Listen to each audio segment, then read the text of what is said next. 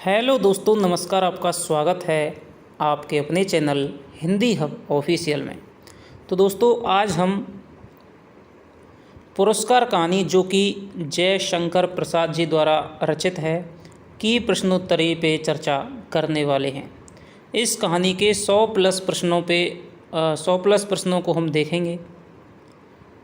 आज की वीडियो में हम लगभग 65 प्रश्नों को देखने वाले हैं।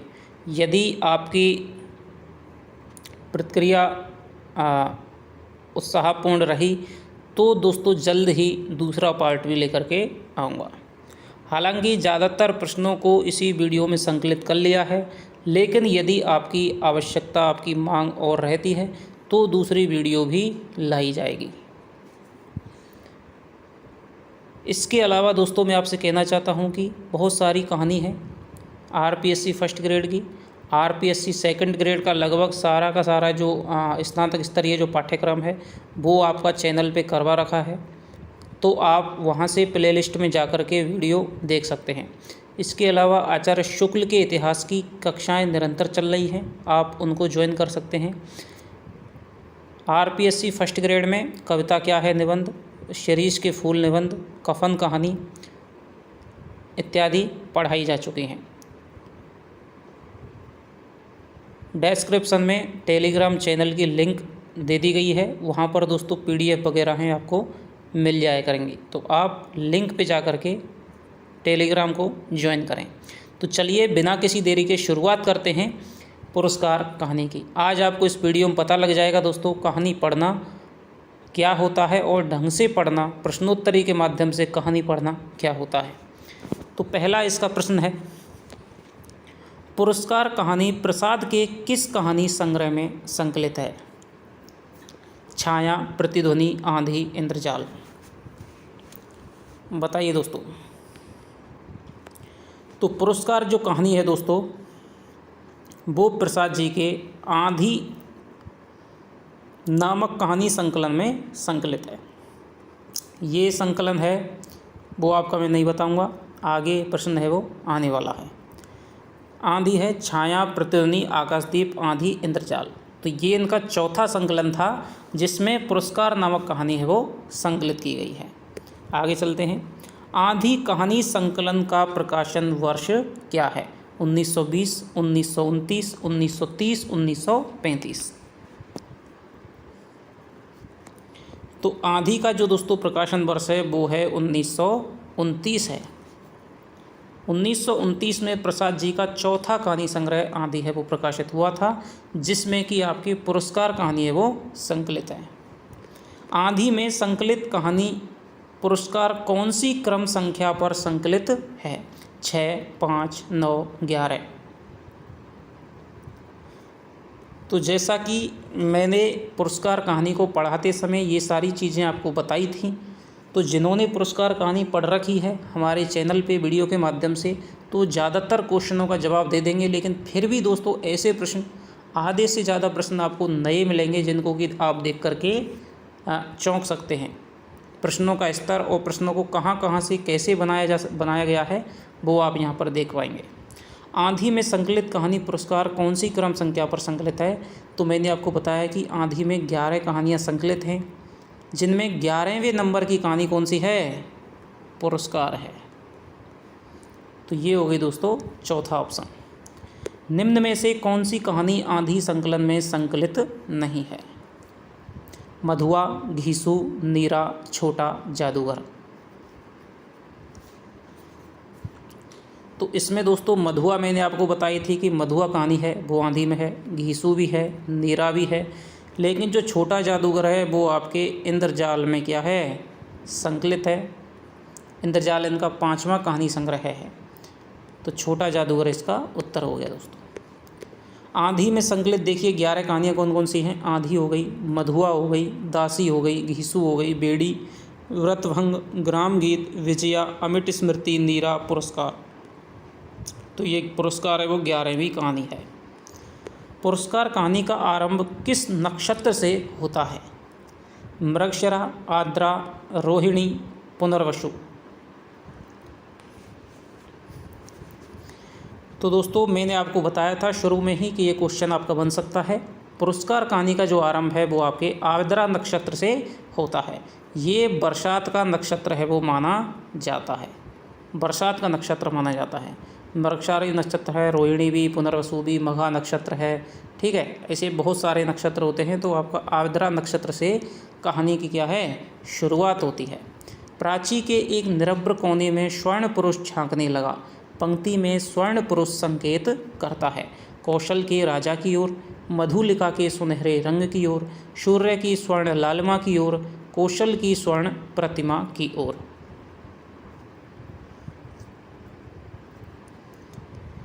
तो यहाँ पर आप देख सकते हैं कि प्राची यानी कि पूर्व दिशा के एक निरभ्र यानी कि बिना बादलों वाले कोने से स्वर्ण पुरुष झांकने लगा। तो कौन झांकेगा दोस्तों, सूर्य है वो झांकेगा। तो यहाँ पर जो संज्ञा है, उपमा है, वो किसको दी गई है, सूर्य को उपमा दी गई है। तो सूर्य की स्वर्ण लालिमा की जो तुलना है वो किसके की गई है, सुनहरी आभा की जो तुलना है वो स्वर्ण पुरुष से की गई है।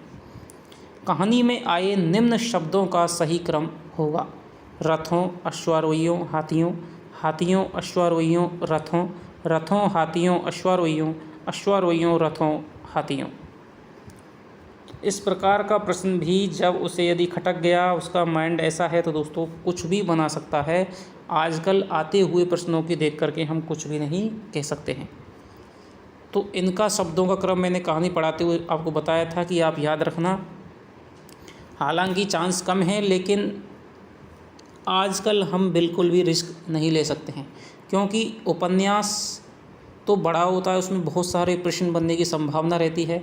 यदि कोई कहानी बड़ी हो या पहली दूसरी बार ही किसी पाठ्यक्रम में लगाई गई हो तो दोस्तों उसमें से क्या है, अच्छी तरह से भीतर से अच्छे अच्छे क्वेश्चन बन जाते हैं। लेकिन पुरस्कार कहानी है आपके बहुत बार बहुत जगह के पाठ्यक्रमों में लगाई जा चुकी है, बहुत सारे क्वेश्चन इनमें से बन चुके हैं। तो एक कहानी छलनी हो चुकी है। जिस प्रकार से नेट का पाठ्यक्रम है वो छलनी हो चुका है, तो वहाँ पर भी क्या है, क्रम, संगत, असंगत, विकल्प, ठीक है। तो इस प्रकार के प्रश्न है वो अटपटे प्रश्न बनाने की परंपरा है वो शुरू हो गई है।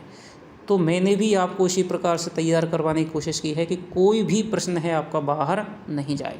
तो इन शब्दों का जो सही क्रम होगा, तो जो क्या है, जो मगध, जो कौशल का उत्सव है, कौशल का उत्सव है, तो उसमें क्या है, विभिन्न देशों से, विभिन्न राज्यों के राजकुमार भी आए हैं। तो उनकी क्या है, रथों की, सबसे पहले तो रथ होगा, फिर दोस्तों हाथियाँ होंगे, फिर क्या है, अश्वारोही होंगे, ठीक है। तो सबसे पहले क्या होंगे, रथ होंगे, हाथी होंगे, अश्वारोही होंगे। आप इनके महत्ता की दृष्टि से भी लगाए जा सकते हैं कि सबसे पहले रथ है वो सबसे क्या कीमती होता है, फिर हाथी है, फिर अश्वारोही हो जाएगा। तो रथ, हाथी और अश्वारोही, ये इनका क्रम है। मधुलिका किस राज्य की वासी थी, कर्नाट, कौशल, मगध, शूरसेन। तो हम जानते हैं कि जो पुरस्कार कहानी है दोस्तों किस जनपद के इधर उधर घूमती है, तो कौशल जनपद के इधर उधर घूमती है। तो कौशल जो राष्ट्र है, राष्ट्र नाम आया है इसमें कहानी में। हालांकि ये प्राचीन भारत में क्या था, एक महाजनपद था। तो कौशल जनपद की है वो वासनी है मधुलिका। मधुलिका इसमें नारी पात्र है और इसकी कहानी की नायिका है। कौशल के उत्सव में महाराज को कितने दिन के लिए कृषक बनना पड़ता था, 1 दिन, 2 दिन, 3 दिन, 1 साल, बताइए।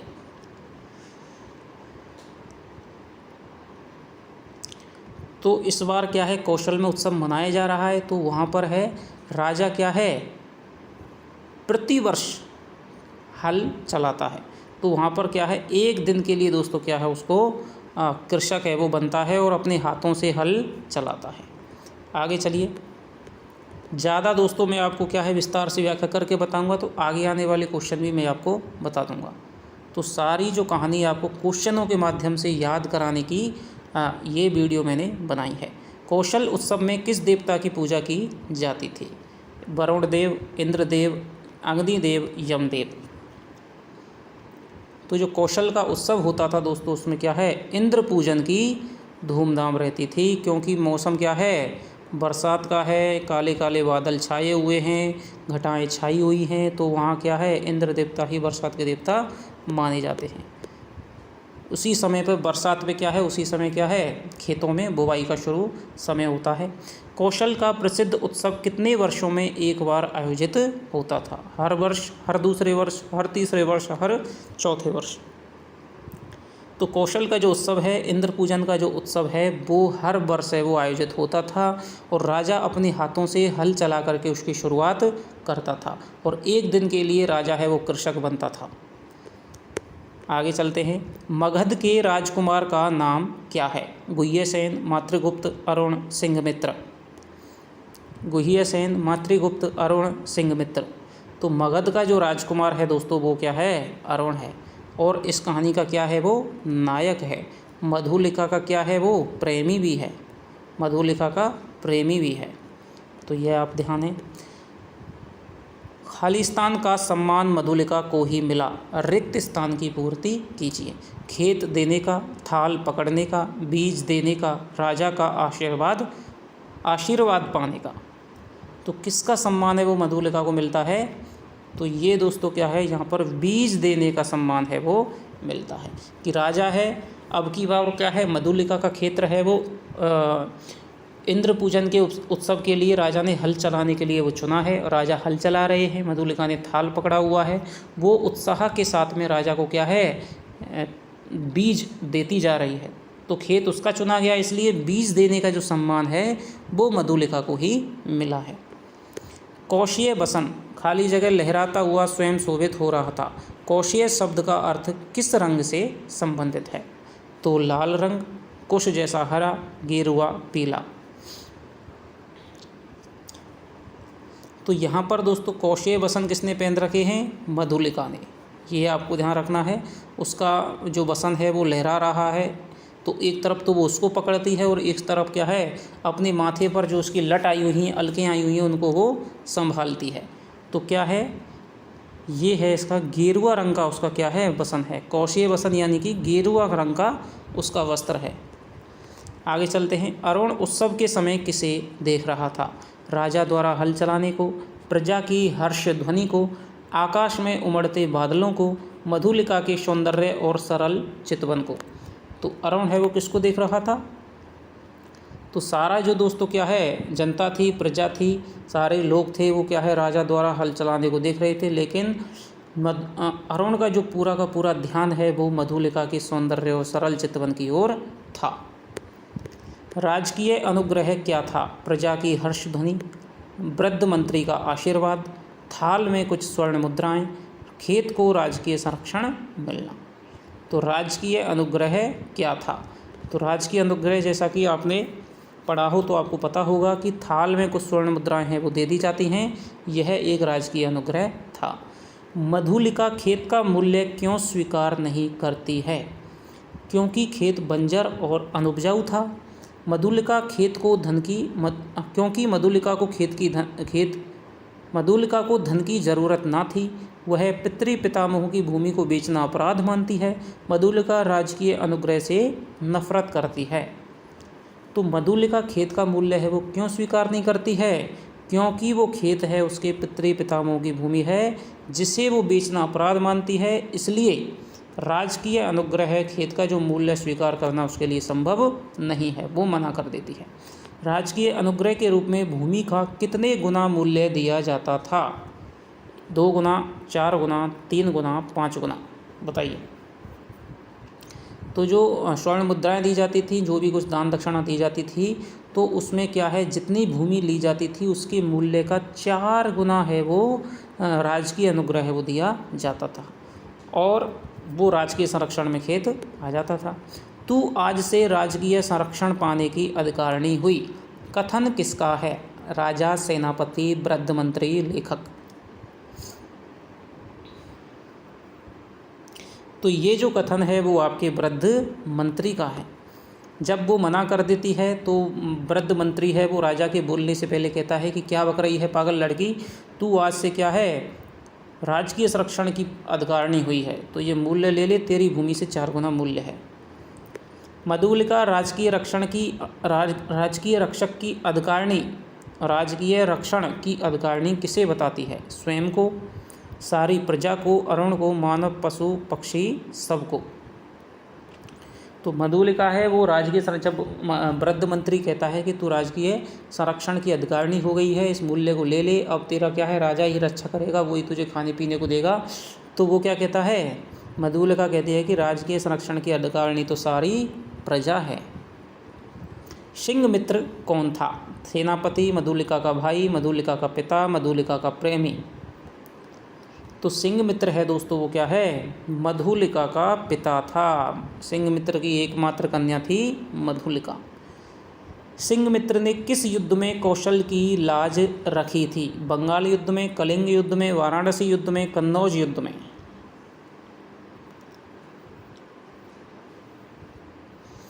तो इन्होंने वाराणसी युद्ध में है वो कौशल का अन्यतम वीर योद्धा था जिसकी बेटी का नाम मधुलिका था, और वाराणसी युद्ध में क्या है इसने लाज रखी थी कौशल की।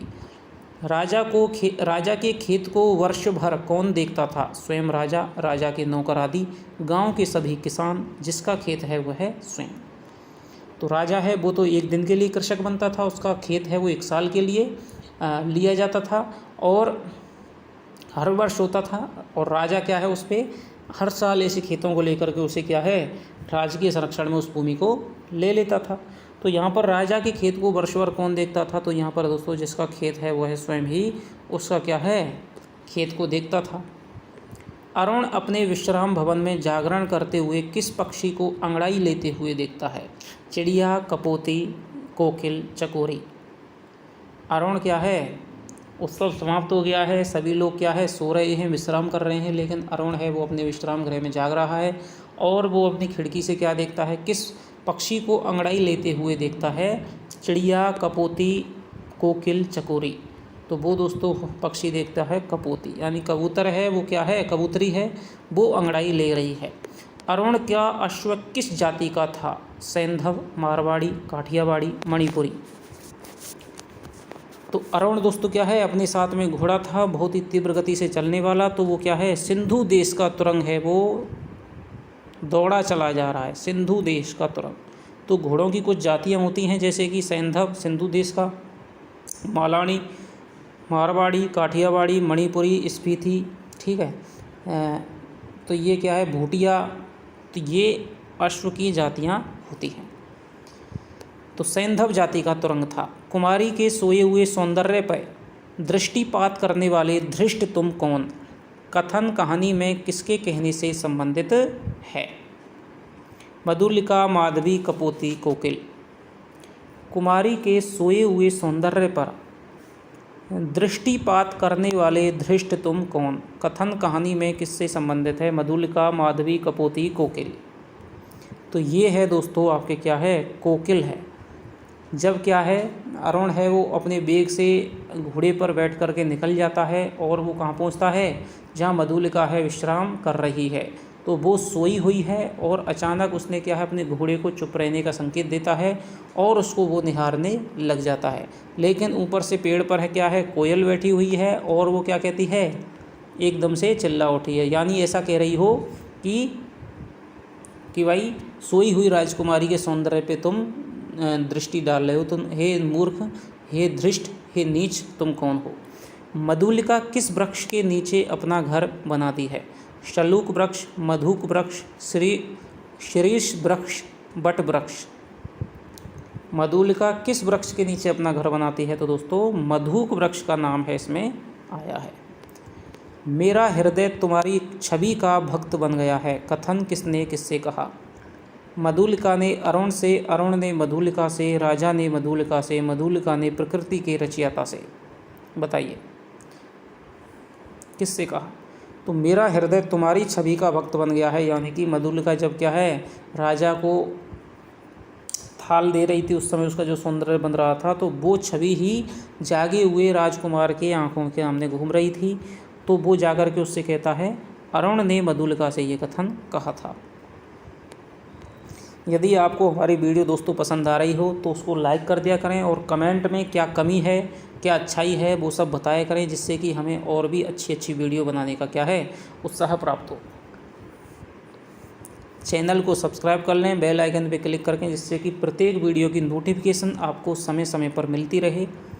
मेरे हृदय की भावना अवगुंठन में रहना नहीं चाहती है, कथन किसका है? मधुलिका, अरुण, कौशल सेनापति, सिंघमित्र। तो ये जो कथन है वो है आपके अरुण का। वो क्या है, क्या कहता है कि मैं तुम्हारी छवि का भक्त बन गया हूँ, मेरी जो भावना है वो मेरे अवगुंठन यानी कि मेरे अधिकार में, मेरे बंधन में रहना नहीं चाहती है, अर्थात मैं अपना प्रेम निवेदन है वो करना चाहता हूँ। तो यही भाव है। मैं दुख से विकल हूँ, मेरा उपहास ना करो। मधुलिका अरुण से ऐसा क्यों कहती है? क्योंकि अरुण उससे प्रेम निवेदन करता है, क्योंकि राजा ने उसे दंडित किया है, क्योंकि वह गरीबी में रहने के लिए बाध्य है, क्योंकि उसकी भूमि पर से उसका अधिकार छीन लिया है। तो जब राजकुमार उसके सामने प्रेम निवेदन करता है तो वो कहती है कि भाई मैं इस समय दुख से विकल हूँ, क्योंकि मेरी भूमि पर से मेरा अधिकार है वो छीन लिया गया है, इसलिए मुझ जैसी अनाथनी पर, अभागनी पर तुम प्रेम का निवेदन करके मेरा और उपहास मत करो। कौन सा कथन वो असत्य है? खेत छिन जाने पर मधुलिका की दशा छिन्न माधवी लता जैसी हो गई है। मधुलिका कृषक बालिका है। मधुलिका कौशल के राष्ट्रीय नियम को बदलना चाहती है। मधुलिका पृथ्वी पर परिश्रम करके जीने वाली है। तो इसमें से कौन सा कथन आपको असत्य लगता है कहानी में आए अनुसार? तो खेत छिन जाने पर क्या है, मधुलिका की दशा है वो छिन्न माधवी लता जैसी हो गई है। बिल्कुल सही है। जब राजकुमार अरुण जाता है तो मधुलिका जिस वृक्ष के नीचे विश्राम कर रही है तो प्रसाद जी लिखते हैं कि छिन्न माधवी लता जैसी वृक्ष से क्या है, अलग हुई सी पड़ी है। ठीक है, सुमन है वो मुकुलित हैं, भ्रमर हैं वो निस्पंद पड़े हुए हैं। तो ये बात वो कहते हैं। तो यहाँ पर क्या है, जिस प्रकार लता के पेड़ से छिन जाने पर उसकी दशा हो जाती है, उसी प्रकार से खेत के छिन जाने पर मधुलिका की दशा हो गई है। मधुलिका कृषक बालिका है वो खुद ही कहती है। मधुलिका कौशल के राष्ट्रीय नियम को बदलना चाहती है। ये बात दोस्तों क्या है, यहाँ पर गलत है, असंगत हो जाएगी, क्योंकि वो कहती है कि वो अपने खेत का कहती है कि भाई मैं आज क्या है, मेरा उपहास मत करो, मेरी भूमि है वो मुझसे छीन ली गई है। तो राजकुमार कहता है कि मैं तुम्हें तुम्हारा खेत है वो वापस दिलवा सकता हूँ यदि तुम चाहो तो मधुलिका कहती है कि मैं कौशल के राष्ट्रीय नियम को बदलना नहीं चाहती, चाहे मुझे कितना ही दुख क्यों ना हो। मधुलिका पृथ्वी पर परिश्रम करके जीने वाली है। ये वो कहती है कि तुम तो क्या है, नंदन विहारी हो, और मैं पृथ्वी पर परिश्रम करके जीने वाली हूँ। तो इसका ऑप्शन हो जाएगा 3 गलत। मधुलिका की पर्णकुटी की दीवार किससे बनी थी? बांसों से, मिट्टी से, घास फूस से, सूखे डंठलों से। तो मधुलिका है एक पेड़ के नीचे एक अपनी पर्णकुटी बना लेती है, उसकी जो दीवार है वो सूखे डंठलों से बनी हुई थी। आगे चलते हैं। कौन सा कथन है वो असत्य है? मधुलिका चौथे पहर रूखी सूखी खाकर पड़ी रहती थी। दुबली होने पर उसके अंग पर तपस्या की कांति थी। वह एक आदर्श बालिका थी, पर आसपास के कृषक उसका अनादर करते थे। तो यहाँ पर असत्य दोस्तों, मधुलिका चौथे पहर रूखी सूखी खाकर दूसरों के खेतों में काम करती थी, और चौथे पहर है वो रूखी सूखी खाकर पड़ी रहती थी। ये कहानी में कल लाइन आई है। दुबली होने पर भी उसके अंग पर तपस्या की कांति थी, ये भी सत्य है। वह एक आदर्श बालिका थी, ये भी सही है। पर आसपास के कृषक उसका अनादर नहीं दोस्तों, आदर करते थे। छाजन टपकने पर मधुलिका एक कोने में क्यों बैठी हुई थी? शीतकाल की रोशनी थी, मेघों से भरा आकाश था। वह अंधेरी रात में भय से कांप रही थी। उसके पास ओढ़ने की कमी थी, इसलिए ठिठुर रही थी। वह अपने अभाव को आज बढ़ाकर सोच रही थी। बताइए।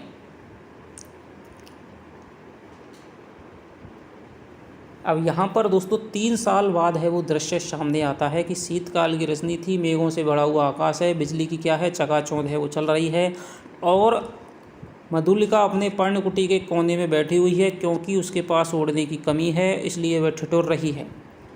और आज वह क्या है, विगत स्मृतियों में जाकर के अपने अभाव को आज बढ़ा चढ़ाकर सोच रही है। तो इसका जो उत्तर होगा वो हो जाएगा ये, क्योंकि इसमें मुख्य क्या है, यदि शीतकाल भी हो दोस्तों, तो यदि उसके पास में ओढ़ने पहनने की सुविधा होती तो वो एक कोने में बैठ करके नहीं ठिठुर रही होती, वो आराम से सो रही होती।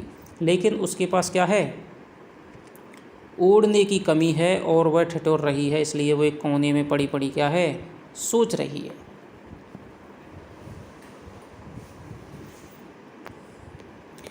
जीवन से सामंजस्य बनाए रखने वाले उपकरण तो अपनी सीमा निर्धारित रखते हैं, परंतु उनकी आवश्यकता और कल्पना भावना के साथ घटती रहती है। पंक्तियों का संबंध किस कहानी से है?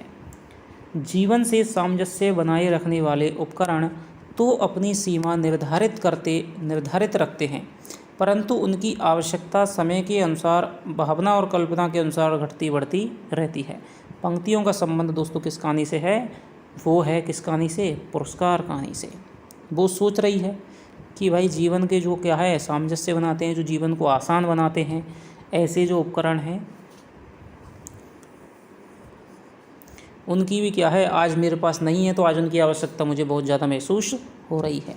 अरुण मधुलिका के पास कितने वर्ष बाद दोबारा आता है? 1 वर्ष, 2 वर्ष, 3 वर्ष, 4 वर्ष।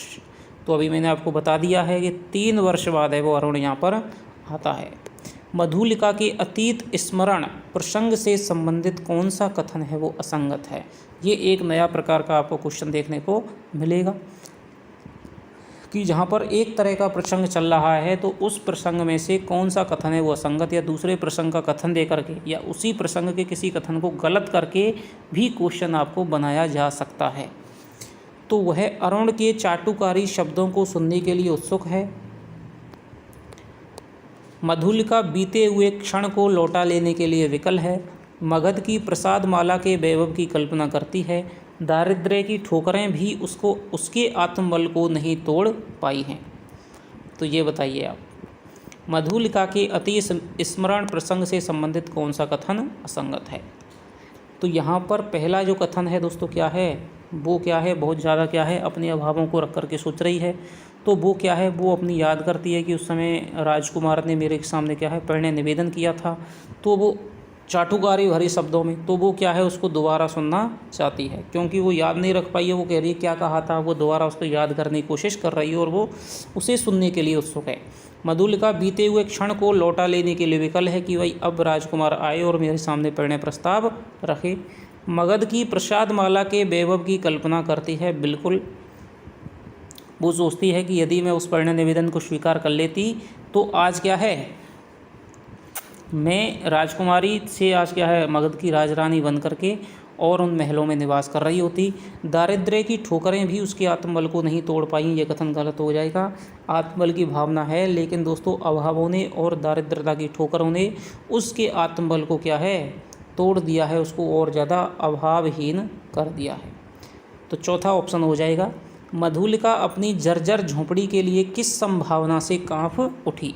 अपनी भीषण मृत्यु की, ओले पड़ने की, अरुण के चले जाने की, गड़गड़ाहट बढ़ने की। तो मधुलिका की झोंपड़ी है वो जर्जर है, घास फूस से बनी हुई है। तो दोस्तों क्या है, जैसे ही सोचती है और उस समय बिजली की चकाचौंध है वो बढ़ जाती है और गड़गड़ाहट है वो भी बढ़ जाती है। तो वो समझती है कि ओले नहीं पड़ जाएं, तो ओले पड़ने की संभावना से वो कांप जाती है। अरुण कौशल में जीविका खोजने के लिए क्यों आया है? क्योंकि वह मधुलिका को पाना चाहता है। वह मधुलिका की तरह कृषक बनना चाहता है। उसने अपना बल वैभव त्याग दिया है। उसे विद्रोही होने पर मगध से निर्वासित कर दिया है। तो अरुण है जो कि मगध का राजकुमार है और उसने मगध में विद्रोह कर दिया है। वो मधुलिका से कहता है कि मैं विद्रोही हूँ और मुझे मगध से निर्वासित कर दिया गया है, इसलिए मैं कौशल में जीविका खोजने के लिए आया हूँ। बाहुबल ही वीरों की आजीविका है, कथन किसका है? मधुलिका, राजा, अरुण, सेनापति। तो बाहुबल ही वीरों की आजीविका है, ये कथन है दोस्तों किसका? अरुण का कथन है। अरुण के अनुसार वह निर्वासित होने पर भी निराश हताश क्यों नहीं है? क्योंकि वह निराश होना नहीं चाहता। अब उसे मधुलिका के प्रेम का सहारा मिल गया है। वह अपने बाहुबल पर भरोसा करता है। वह जवान है और युद्ध करने की क्षमता रखता है। तो जब मधुलिका कहती है कि भाई कि तुम इतने सारे सैनिकों को रखे हुए हो, तो अरुण क्या कहता है कि बाहुबल ही तो वीरों की आजीविका है और मैं अपने बाहुबल पे भरोसा करता हूँ, एक नए राज्य की स्थापना कर सकता हूँ, इसलिए मैं निराश क्यों हूँ। तो इतना ज़्यादा उत्साह है उसमें, इतना ज़्यादा विश्वास है, तो वो अपने बाहुबल पे भरोसा करता है। कौशल के सेनापति कहाँ गए हुए थे? युद्ध करने के लिए, लगान वसूलने के लिए, राजा से गुप्त मंत्रणा करने के लिए, पहाड़ी दस्युओं का दमन करने के लिए। तो कौशल के सेनापति हैं वो कहाँ गए हैं? पहाड़ी दस्युओं का दमन करने के लिए। मगध कहता है कि मैं तुम्हारा जो खेत है, मैं तुम्हें अब खेत क्या दिलाऊंगा, तुम्हें मगध वो कौशल की राजरानी के पद पे क्या है अभिषिक्त करूंगा। तुम यदि मेरा साथ दो, और जो राजा हैं वो भी तुम्हारे लिए दान देने के लिए चिंतित हैं, और जो सेनापति हैं वो भी इस समय पहाड़ी दस्युओं का दमन करने के लिए बहुत दूर गए हुए हैं। मधुलिका राजा से दुर्ग के किस दिशा की ओर भूमि मांगती है? उत्तर की ओर, पूर्व की ओर, दक्षिण की ओर, पश्चिम की ओर। तो मधुलिका है दोस्तों वो मांगती है दक्षिणी नाले की ओर भूमि मांग लेती है, और क्या कहती है कि मुझे दक्षिणी नाले के समीप की भूमि दे दी जाए, मैं वहाँ पर खेती करना चाहती हूँ। मुझे एक सहायक मिल गया है जो मनुष्यों की सहायता से उस भूमि को समतल बनाने में मेरी मदद करेगा। राजा मधुलिका को भूमि देने में क्यों संकोच करता है? राजा मधुलिका को भूमि देने में क्यों संकोच करता है? क्योंकि वह अपनी भूमि से अधिक भूमि की मांग करती है। राजा मधुलिका को भूमि देना नहीं चाहता है। मंत्री राजा को भूमि देने से मना करता है। भूमि ऊबड़ खाबड़ तथा सैनिक महत्व रखती है। तो मधुलिका ने क्या कह दिया कि भाई दक्षिणी नाले के समीप की भूमि मुझे चाहिए। अब एक तो वो सिंघमित्र की कन्या जिसने वाराणसी के युद्ध में कौशल की लाज रखी थी, और इसके अलावा उसने अपना खेत दिया है, तो राजा पे क्या है उपकार है। तो वो कहता है कि भाई वो भूमि देना चाहता है, लेकिन उसने क्या है, क्योंकि वो भूमि ऊबड़ खाबड़ तो है ही, तो उसका क्या करेगी, खेती करके उसमें कैसे समतल बनाएगी। इसके अलावा वो सैनिक महत्व रखती है, तो ये बात सबसे इम्पोर्टेंट है कि वह दक्षिणी दुर्ग के समीप क्या है सैनिक महत्व रखती है, इसलिए राजा क्या है संकोच कर रहा है। जीर्ण कलेवर शब्दावली अरुण किसके लिए प्रयुक्त करता है? कौशल राष्ट्र के लिए, कौशल के राजा के लिए, कौशल की राजधानी श्रावस्ती के लिए, कौशल के किले के लिए। तो जीर्ण कलेवर इस कौशल की राजधानी श्रावस्ती में, जीर्ण कलेवर इस कौशल यानी कि कौशल के लिए जीर्ण कलेवर यानी कि जो कौशल है वो क्या है जीर्ण शीर्ण हो गया है, उसमें शक्ति नहीं रह गई है। तो कौशल राष्ट्र की राजधानी में तुम्हारा अभिषेक होगा। तो वो मधुलिका से कहता है तो कौशल राष्ट्र के लिए जीर्ण कलेवर शब्द का प्रयोग किया गया है। अरुण के अनुसार मधुलिका का अभिषेक है वो कहाँ होगा? कौशल में, श्रावस्ती में, मगध में, पाटलिपुत्र में। अरुण के अनुसार मधुलिका का अभिषेक कहाँ होगा? कौशल में, श्रावस्ती में, मगध में, पाटलिपुत्र में। तो क्या है कौशल की राजधानी श्रावस्ती में होगा। अरुण की किस पहर विजय यात्रा होगी? पहले पहर, दूसरे पहर, तीसरे पहर, चौथे पहर।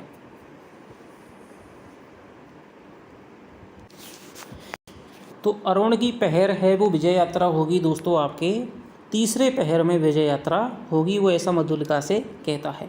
कौशल के चिर शत्रु का नाम क्या है? मगध, अरुण, दोनों, कोई नहीं।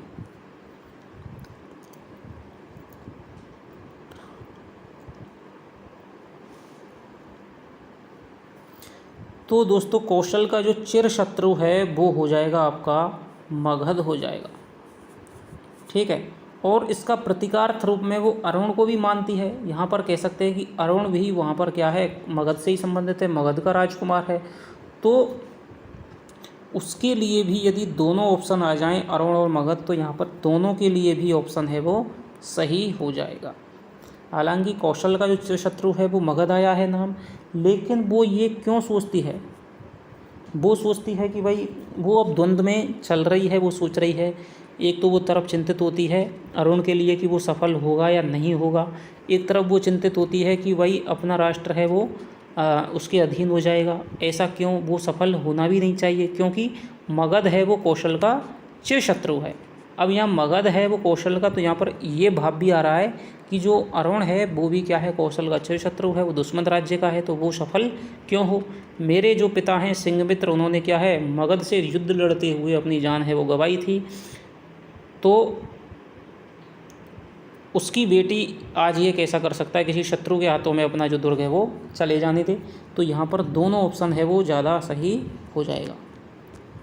यदि कम दिमाग लगाकर करें लाइन के अनुसार केवल, तो मगध उत्तर हो जाएगा, लेकिन यदि अब इसके भाव को भी समझें तो दोस्तों दोनों उत्तर है वो हो जाएगा।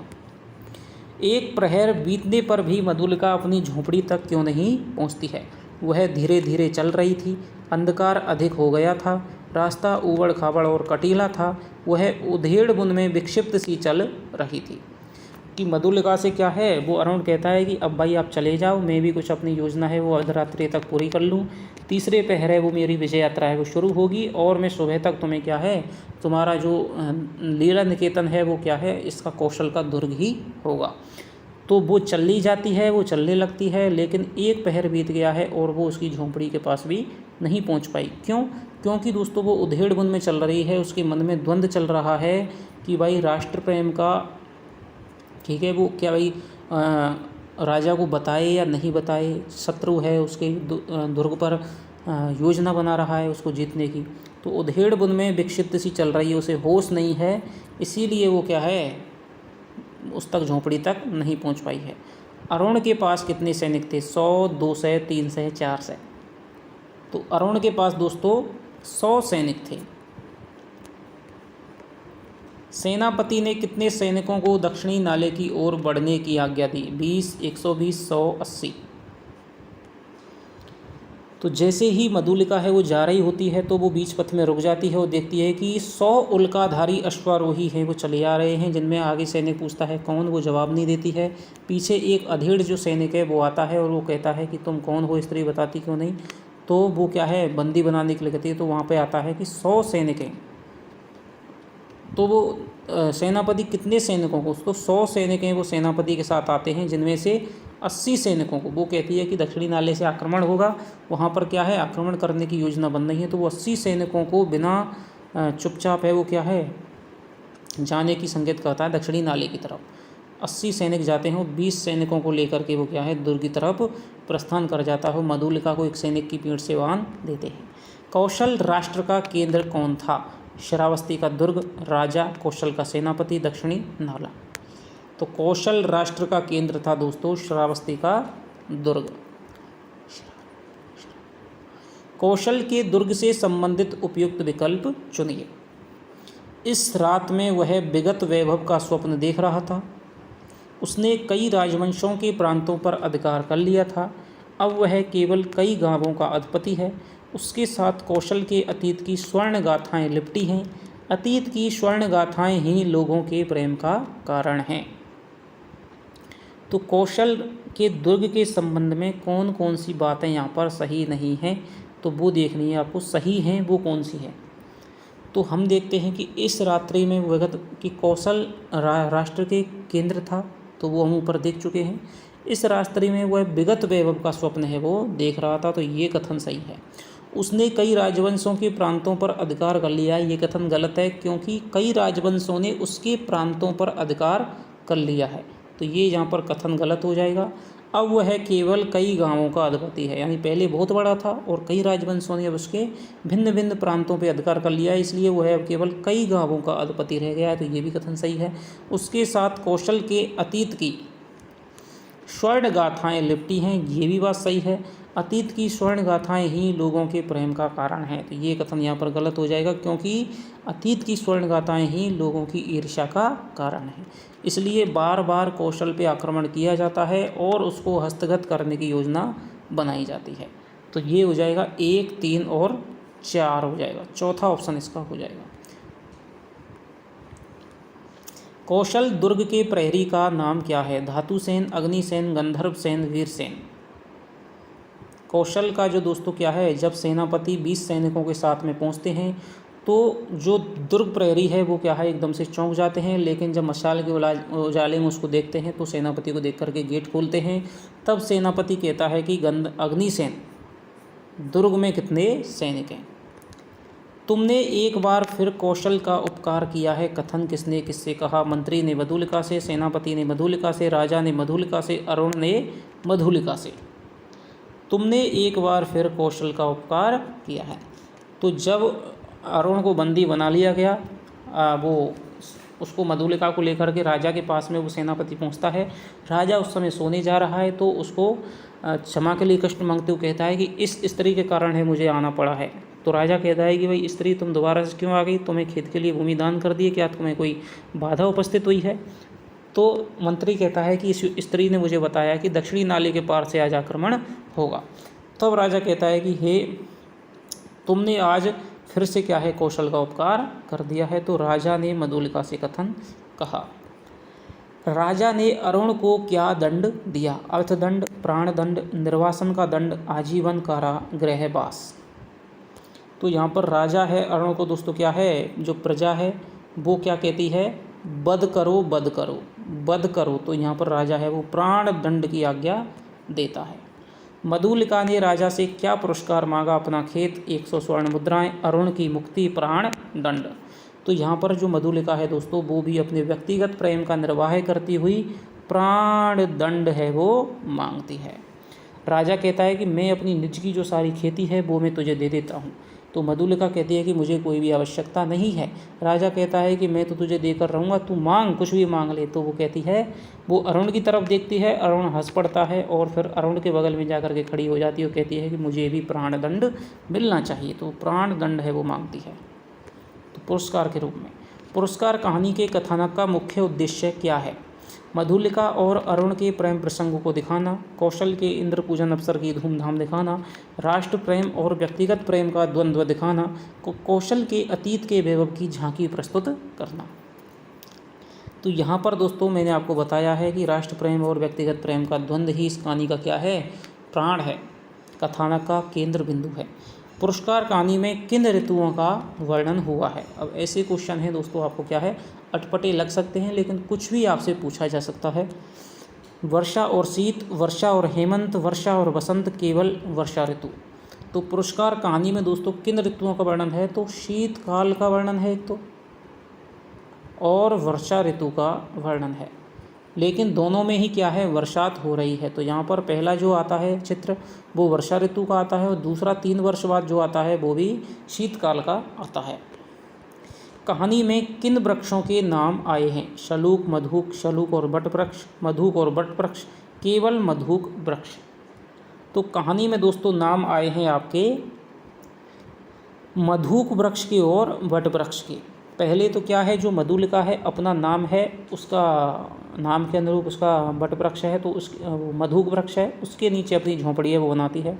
इसके बाद में जब अरुण आता है, अरुण के साथ में वो बैठ कर के पहाड़ी गुफा के बगल में मधु बट वृक्ष के नीचे बैठ कर के वो अरुण से बातें करती है। तो तीसरा ऑप्शन इसका राइट हो जाएगा। कहानी में किस पशु का उल्लेख नहीं है? हाथी, घोड़ा, बैल, सिंह। तो यहाँ पर दोस्तों कहानी में किस पशु का उल्लेख नहीं है? तो यहाँ पर क्या है, हाथी का उल्लेख है, घोड़ा का उल्लेख है, बैल का उल्लेख है, लेकिन सिंह का उल्लेख नहीं है। हाथी तो दोस्तों एक राजा है वो गजराज पे बैठ के आता है। इसके अलावा हाथियों, रथों और अश्वारोहियों की पंक्तियाँ हैं। घोड़ों के भी अश्वारोही हैं तो वहाँ पर भी हो गए। इसके अलावा अरुण के पास में भी सैंधव जाति का क्या है, घोड़ा है। बैल है, राजा क्या है जब हाथ के स्वर्ण जटित जो मूठ है उस पर हाथ रखते हुए बैलों को चलने की ओर संकेत देता है, तो बैल भी आए हैं। लेकिन सिंह इसमें क्या है, कहानी में नहीं आया है। कहानी में कौन सा नाम नहीं आया है? भ्रमर, कोकिल, जुगनू, मधुमक्खी। तो यहाँ पर भ्रमर है वो नाम आया है। जब मधुलिका है वो छिंद लता सी पड़ी हुई है तो वहाँ पर कहते हैं कि पुष्प हैं वो क्या है, मुकुलित हैं, भ्रमर निस्पंद पड़े हुए हैं। कोकिल है तो वहाँ पर क्या है, कोकिल बोल जाता है, तो कोकिल भी आया है। इसके अलावा जुगनू है तो जुगनू की देती है दोस्तों उपमा, जब वो अपनी अतीत की स्मृतियों को याद करती है तो वो कहते हैं कि सावन माह के समान, सावन माह में जैसे कोई बच्चा है वो जुगनू को पकड़ने के लिए हाथ बढ़ाता है, वैसे ही मधुलिका अपनी अतीत की स्मृतियों की तरफ है वो कोशिश कर रही है हाथ बढ़ाने। तो यहाँ पर जुगनू भी आया है लेकिन मधुमक्खी है वो नहीं आई है।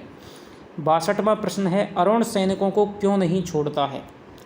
क्योंकि वह उनका सेनापति है, वह उनके बिना अकेला रह हो जाता, वे उसके जीवन मरण के साथी थे। मधुलिका ने छोड़ने से मना कर दिया था, मना है दोस्तों ये, तो क्यों नहीं छोड़ पाता है?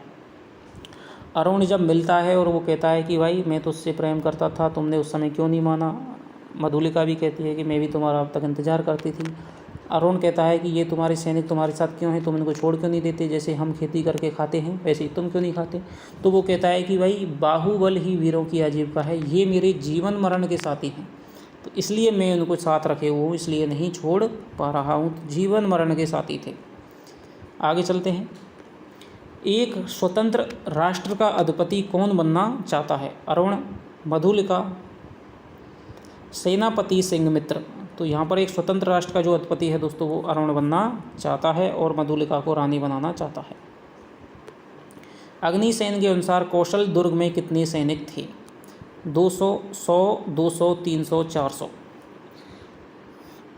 जब जो सेनापति हैं वो 20 सैनिकों के साथ में दुर्ग पर पहुंचते हैं, गेट खुलवाते हैं, तो वो कहते हैं प्रहरी से कि वो अग्निसेन है उसके प्रहरी का नाम। अग्निसेन दुर्ग में कितने सैनिक हैं? तो वो कहता है 200 सैनिक हैं। अग्निसेन के दक्षिणी नाले की तरफ जाने के बाद दुर्ग में कुल सैनिक कितने बचे? 80, 100, 120, 240। तो यहाँ पर सेनापति कहता है कि 200 में से तुम 100 सैनिकों को लेकर के चलो, दक्षिणी नाले की तरफ जाओ और मैं यहाँ पर रहता हूँ। तो 200 सैनिक दोस्तों क्या है, दुर्ग में थे। 20 सैनिक सेनापति लेकर के आया था। तो 100 सैनिकों को लेकर के अग्निसेन वो चला गया दक्षिणी नाले की तरफ। 80 सैनिक पहले ही सेनापति ने भेजे थे, तो दक्षिणी नाले की तरफ तो 180 सैनिक हो गए। यहाँ पर बचे 100 सैनिक प्लस 120 सैनिक, तो 120 सैनिक हैं दोस्तों किले में हो गए। 80, 100, 120, 240, तो यहाँ पर 120 सैनिक हैं वो किले में हो जाएंगे। तो ये आपके पुरस्कार कहानी की दोस्तों प्रश्नोत्तरी रही। 65 प्रश्न हैं वो हमने देखे हैं और पूरी कहानी है वो हमने दोबारा से रिवाइज कर ली है। आशा करता हूँ कि आपको प्रश्नोत्तरी है वो दोस्तों पसंद आई होगी। कहानी भी अब आपको क्लियर हो गई होगी, याद हो गई होगी पूरी। एक एक पंक्ति के साथ में मैंने आपको कहानी पढ़ाई विस्तार के साथ में, और अब दोबारा से रिवीजन है वो करा दिया। कैसे कैसे किस प्रकार के क्वेश्चन बन सकते हैं, हर प्रकार के हर स्तर के प्रश्न है वो मैंने आपको बना के दिए हैं। यदि आप और भी डिमांड करते हैं तो दूसरी वीडियो भी आपको और आलोचकीय प्रश्नों से संबंधित, समीक्षा संबंधित प्रश्नों से संबंधित कुछ और जो तथ्य एक आध दो चार छूट गए हैं वो भी मैं आपको लाने की कोशिश करूँगा। तो कमेंट करिएगा, वीडियो को दोस्तों लाइक करिएगा, बहुत मेहनत लगती है। चैनल को सब्सक्राइब कर लीजिएगा। तो चलिए आपसे मिलता हूँ अगली वीडियो में, तब तक के लिए दोस्तों बाय बाय। जय हिंद, जय भारत।